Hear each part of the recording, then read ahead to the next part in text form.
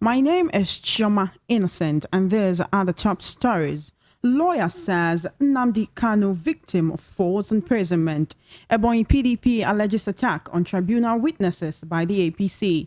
Tinubu meets traditional rulers in Ogun State, and the bandit leader killed by explosives planted by gang members in Zamfara State. On the foreign scene, UK appeal court says plan to send asylum seekers to Rwanda. Unlawful details now. Thank you for staying with us. The World News at 6 begins with Aloy Ejimako, the special counsel to Nnamdi Kanu, leader of the indigenous people of Biafra IPOB, describing the Biafra agitator as a victim of forced imprisonment by the state. The lawyer made the remark while stressing that Kanu was not under any charge before any court. He noted that Kanu's fate does not lie with the appeal before the Supreme Court alone. In a statement he signed personally, Ejimako reiterated that Kanu's release was not an act of mercy. He further stated that the case initiated at the Federal High Court and the one initiated at the United Nations were determined in favor of Kanu. Therefore, the narrative that freeing him lies exclusively in the hands of the Supreme Court is fundamentally false. He further alleged that it is malicious, prejudicial, and profoundly injurious to Nnamdi Kanu's legal interests, especially as it offers the authorities the umbrage and an easy political cover to persist in his illegal detention. Now joining me via the telephone to discuss this and other issues on the World News at 6, we have Mr. Awa Omiko of the Sunday Editorial Desk. Good evening, Mr. Omiko. Good evening. Thank you always, for your time. So, Mr. Omiko, we have, this issue where Nnamdi Kanu's lawyer, who has been doing, we can say his best to secure the release of the IPOB leader, has come out to say that his continuous detainment is unlawful and that right now he is under false imprisonment. The lawyer did say that he has been acquitted by the Federal High Court and also the United Nations. The case brought against him before the United Nations was determined in his favor, that right now what he's in is illegal detention. I would like to know how you weigh in on this. The lawyer is saying he's a victim of false imprisonment, that it is a tough imprisonment, which is even more horrendous because he's with the DSS and not in an actual prison or a correctional institution. Yeah, when it comes to Nnamdi Kanu's case, I think it has nothing to do with legality anymore. It has to do with political and some pressure groups that are afraid of themselves and the politics of the nation. They believe that Nnamdi Kanu is going to distort the that distorted, like what was this thing? Asarido Kubo, sir. Hello? Yes, I can hear you, sir. Yeah, I said you begin to see some southern leaders like Dokubo and the rest begin to entertain fears that he should not be released. And they fail to know that the issue at hand is issue of fundamental human rights. The DSC court, they find him wanting. The right why keeping him. All you need to do is release this man and let it be the eyes of the security. And let checkmate what he needs to do. He's not the first person. Let him be the eyes of the security. It's not this Kemsaro who was one. Put him there. Ojuku was another person. Put him there. Let him be the eyes of security, and it will go a long way to reduce, to douse the fear and the lack of insincerity in the system. Some pressure groups and minority groups are saying no, they shouldn't be released, which is against the man's fundamental human rights. Release Nnamdi Kanu, it will help to reduce the crisis in the southeast. Release Nnamdi Kanu, you will see that the issue of killing and everything in that southeast will cease. All you need to do is let him in the eyes of the security, let him be there. Don't use the policy. This is where Nigeria is going to, and which is very, very bad. Don't use state interest to distort the happenings in the polity. Where are our intelligence? I keep on saying this.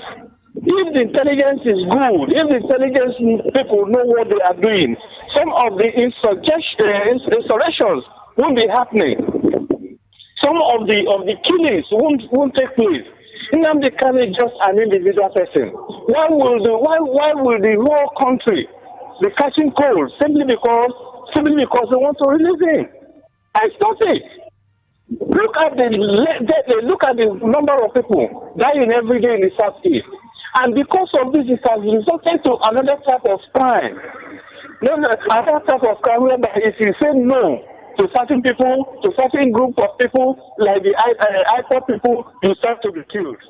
But once Nnamdi Kanu comes out, he makes some of these statements and make people know that there's a difference between fighting for Biafra and there's a difference between the crisis going on with IPOP. It will help to harmonize the system in the Southeast. And let me tell you, Nigeria is first to know this. If the people of Southeast is not settled, Nigeria can never be settled. And if people of any part of the country is not settled, the whole nation will not be settled. Let us take it or leave it. Once there is harmony in one portion of the country, is going to affect the other. Nnamdi Kanu should be released. No, there is no need of holding him. There is no need of still putting him in incarceration. There is no need of trying to truncate his fundamental human rights. The legality of it has been adopted, but why is he being there? And government should begin to ask themselves the question, why must they be afraid of this number one person? What is the role of the security apparatus in the country to curtail the happiness in the Southeast? You shouldn't, because of that, hold an innocent person. Nnamdi Kanu remains a figure there. And if he's not released, there wouldn't be peace there. I think for the sake of the people there, for the sake of the land that has been lost and being daily lost, and for the sake of other parts of the country, business is dying and everyone said, let us release this man. All we need to do, what government needs to do, I repeat, is to keep an eye on him. Not a biased eye, but an eye that will call for peace and things will be well. Thank you. Thank you, Mr. Omiko. Now, his lawyer has said that since he's not before any charge, before any court at this moment, but he has an appeal before the Supreme Court, that releasing him right now will not be an act of mercy, but what is fundamentally right to do as said by the court, as predicated by a court of law. He's saying that right now it is just being malicious, it's a thing of prejudice, and it's just bringing injury to the legal interest and the person of Kanu himself, which is why he's still being detained at this moment. Do we, in the foreseeable future, see him really coming out of this? Because if right now the court has said release him, and he's still in detention up until now, and not even, in prison or in any a correctional institution or facility, but in the custody of the DSS, do we see this case ending anytime soon? Imagine the DSS still holding him with no known charges. That is exactly what we are saying. That is breaching the man's fundamental human rights. And now what do you expect? In fact, there have been the president and so many people in the court, even the heads of government agencies and others, they have breached the law that requires that they be detained. What has Kanu done? To request for equity, to request for people to be recognized, to ask government to stop the pressure of certain people, to stop government of gradually ethnic cleansing. Is that much to be demanded for? People like this should be applauded because they're helping good governance. I think he should be released. But it's like the legal system in Nigeria tends to be the kangaroo type. And let me tell you, when things like this, when kangaroo legal system is being applauded, it leads people to taking the laws by them into their hands. It leads to a guerrilla type of warfare, and it may lead to guerrilla type of justice, and it may only lead to people resorting to self-help, which may not be good for our politics, which may not be good for our democracy, which may not be good for our economy, and which may not be good for the country. Let's take the laws of peace. Let's do peace and follow legality to its fullest. We shouldn't allow paramilitary organizations to determine to determine where to go, to set the thermostat of the polity. Let legality take place. And if the law says no, let it be no. And let it be seen to have taken place. Or else, the polity will still be heated. I think Nnamdi Kanu is due for release. All right, thank you, Mr. Omiko. Just before you go, the president, was on a visit today to the southwest region of Nigeria, particularly Ogun State, where he went to, see some traditional rulers and speak with them. In the course of his address, he did say that God will fix Nigeria. We know that this is a prayer, and yesterday was the Eid al-Kabir celebrations. We do expect our leaders to pray for Nigeria, but far from prayer, are we really waiting for God to fix Nigeria? Or some would say it is the job of the government to make policies that will make the life of the masses, the life of the citizens, much more easier than it already is. We've had 8 years of APC since former President Goodluck Jonathan left the reins of power in 2015. After 8 years of APC, it's been 1 month of President Tinubu's administration. With this prayer that God will fix Nigeria, is this what we really need at this moment? Well, in a situation like this, we can never rule out the invisible hand. The sugar scientists will say it is an invisible hand. As people refer to it as the hand of providence. We can never rule out the place of God in the position of man. God so loved man. God wants fellowship with man. But the issue is that while we seek for God's help, we ourselves should even do the needful. He has started visiting. There's nothing wrong in him visiting all the others and all the people that have helped him to be in government, but it shouldn't be one-sided. He has visited the north, he has visited the west, how about the east and southeast? So he should equally make a time to visit all those people, to tour around, to see them, and give regards to them. It is a way of putting down his foot. Stampeding. It's a way of making people to know that, yes, I am now in control. And it's a way of familiarizing himself freshly with the people so that he can, from time to time, unfold and be free to meet them. There's nothing wrong with it. I can remember some time ago when the president of Nigeria, when IBB, former president of Nigeria, IBB, said he has tried anything, all he knows in the books, and yet he doesn't know why Nigeria is still living. Who shows Nigeria God has a place in the affairs of Nigeria. IBB in those days, the military Maradona, opening up, confessing openly that he doesn't know why things are happening like this, that he has tried all he could and all that are humanly possible. The professionals, the experts, they've done their best, but yet he doesn't know why Nigeria keeps on going or why things are still happening that way. If he could say that Tinubu is just trying to recall and leverage on such past comments, I think we can't rule out God in the place of man. But before we depend on God, we should equally come with clean hands and say, Father, take over the affairs of Nigeria. God, yes, God will intervene. God can intervene because in any issue that surpasses man, they take it to God. If you're taking it to the court of God, make sure your hands are clean.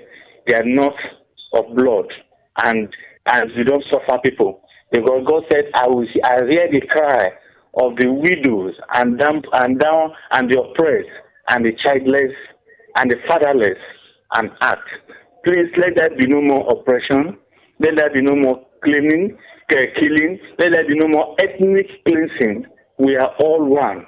And no matter what, by the time we begin to leverage on such doctrines and method, I think God will come in and intervene. God intervenes through man. Yes, God intervenes through man because man is a tripartite being. And through man, God can bring in the best. God gave Joseph the wisdom to rule. God gave Solomon the wisdom to rule, and the Bible recorded it that during their time, and because of the divine wisdom God has given to them, he said their country was at bliss, even with their enemies, and there was a restoration. And then with God, God will bring back things. If only we are ready to do the needful. All right, but Mr. Omiko, based on the policies that the administration of President Tinubu, has been making in the past 1 month, where then is the place of the government in making the country better? Yes, as I said, God rules through man. Tinubu is just a figure. Mind you, Tinubu in the spiritual phantom is not bigger than every other person in Nigeria because he's the head of state. And we should not allow him to derail. Because if he derails, what happened to Joshua in the city in the Battle of Ai will happen to him. And once there's a derailment, once the head of state derails, it is the citizen that suffers it. So, we begin to ask, what is the place of the government? The place of government is maintaining the peace. Let there be justice. Let the economy flow. Don't anger the people. Don't make the people to anger to put curses on you. A leader is a ruler. A ruler is to direct issues. When you make the people happy, that is when God himself is coming down to bless the nation the more. Look at what is happening. Prices of things are very, very exorbitant. And those that are driving before can't even drive. Look at the roads. You go out today, they will tell you the price is 500. By the time it is increase it to 700 or 800. The school fees are nothing to come right on about. There should be a palliative. Where is the palliative? These are the areas God himself will never come down to do. Man must play his or her own role. Man must play his role.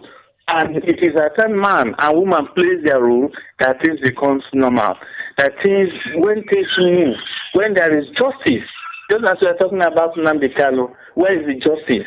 When all the paraphernalia of law says they are holding, there is nothing found against him, then release him. How about the killing in the southeast? What is causing that killing? Yeah. Look into it and let there be a solution. I think look into it and let there be a solution. And it is by the time we do all this that we begin to say, yes, that we have to, government has perfected its own, and they will leave the rest to God. God is listening. We shouldn't create more widows. Look at the way we are creating widows. We shouldn't do that. We shouldn't allow people to suffer. When there is hardship, what do our ladies do? They go into prostitution. When there is hardship, what do men do? They go into armed robbery. And if we allow these things to come up, then we'll be turning Nigeria to another Sodom and Gomorrah. I pray may it not be so in Jesus' name. Thank you, dearly, Mr. Omiko, for your contribution to the World News at 6. Thank you, sir. Yeah, thank you.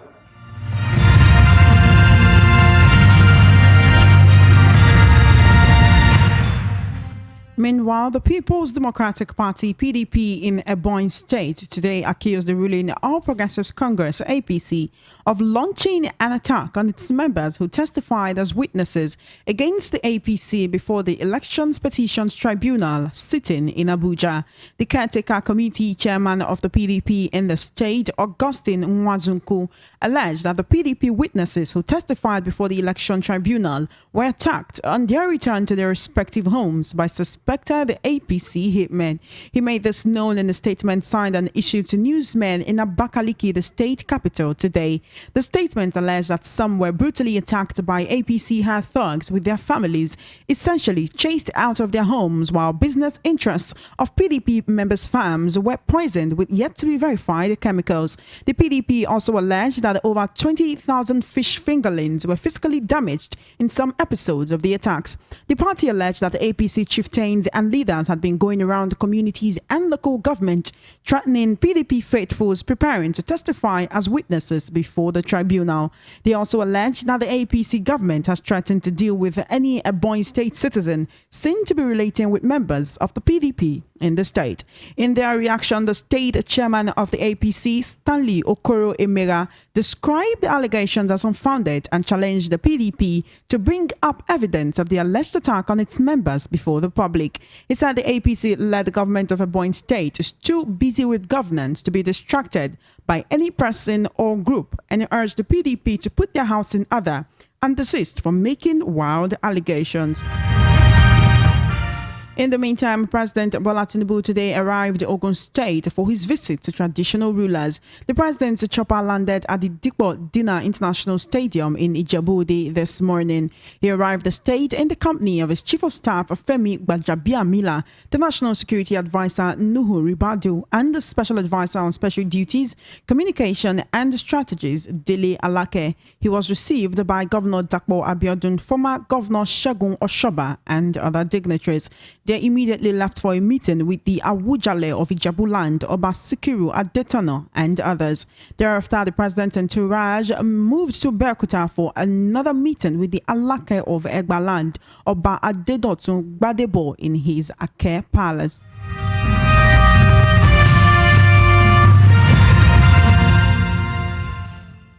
Elsewhere, the leader of a gang of bandits in Zamfara State, Dogo Gudali, has been killed by an improvised explosive device planted by members of his own terrorist group. According to a military source in the northwest, the IED was planted by terrorists to eliminate troops of Operation Hadarin Daji, who were on a clearance operation at the fringes of Gando Forest in the Bukuyum local government area of the state. The explosive was intended for troops but detonated prematurely and killed the bandit leader and some of his fighters. The bandit leader and his gang members have been terrorizing Anka, Gumi, Bukuyum, and some parts of Sokoto and Kebbi states recently.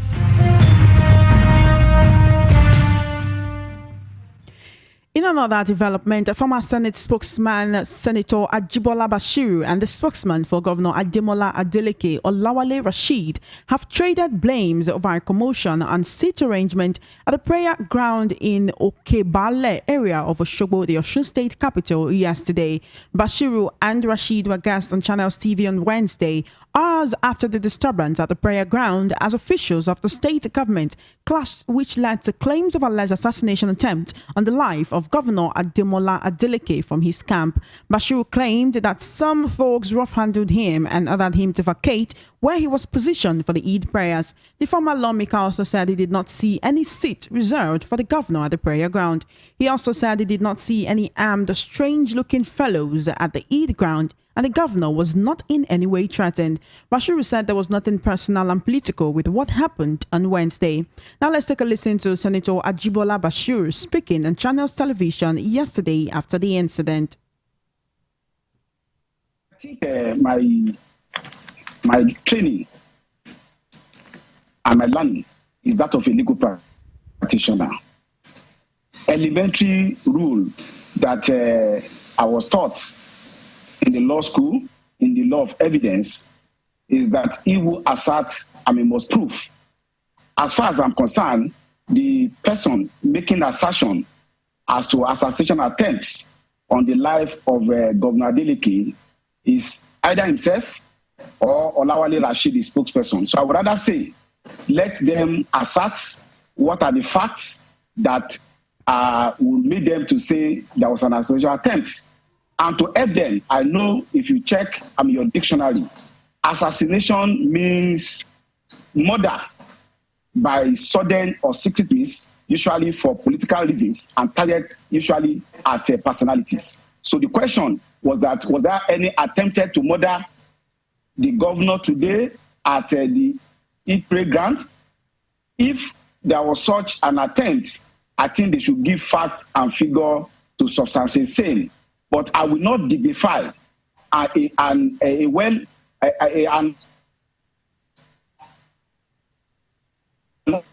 uninformed and possibly what I know is that today I was at the Eid praying ground today in Osogbo, and I prayed at that Eid.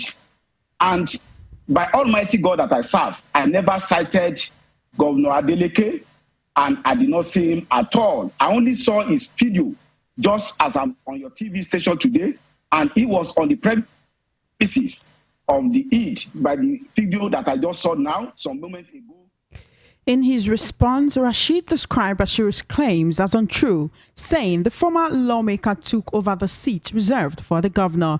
Rashid said the enemies of the governor set a trap for him at the Eid al-Kabir prayer ground. Now let's take a listen to Rashid's own side of the story, still on Channels Television yesterday. Senator in the last election. So definitely if you call him a political talk, you are wrong. Now let me go to the issue of assassination attempt. What we notice when we enter is that we enter into a trap. In addition to the issue of taking over the governor's seat, we notice armed, strange-looking guys positioned all over strategic positions within the Eid ground. When we saw that, when we enter, we thought, well, maybe they are security people. But at the time we enter and we are right close to the front of where we are supposed to pray, we notice that these people are armed. And when we were watching over that, it was at that point we noticed the commotion, which is being shown here now. So we quickly said to the governor, oh, the security people said, no, let's go back to the car. We're going to secure the governor. We did that. Chief Bidmos and others came. I said, don't worry, everything is calm. By the time we come out again, those strange-looking people were encircling where the governor was staying, including the team. It was at that point we noticed that this is beyond ordinary and we need to move. And that's why quickly we ferried the Gulf into the jeep, surround the jeep, and from there we left. And the police came. You are still listening to the World News at 6 and Voice of the People 90.3 FM. Now, on the foreign scene, a British court ruled today that a government plan to send asylum seekers on a one-way trip to Rwanda is unlawful, delivering a blow to the Conservative administration's pledge to stop migrants making risky journeys across the English Channel. In a split 2-1 ruling, 3 Court of Appeal judges said Rwanda could not be considered a safe third world country where migrants could be sent. But the judges said that the policy of deporting asylum seekers to another country was not in itself illegal. The government is likely to challenge the ruling at the UK Supreme Court, as it has until July 6th to lodge an appeal. Prime Minister Rishi Sunak has pledged to stop the boats, a reference to the overcrowded dinghies and other small craft that make the journey from northern France carrying migrants who hope to live in the UK. More than 45,000 people arrived in Britain across the Channel in 2022 and several died in the attempt.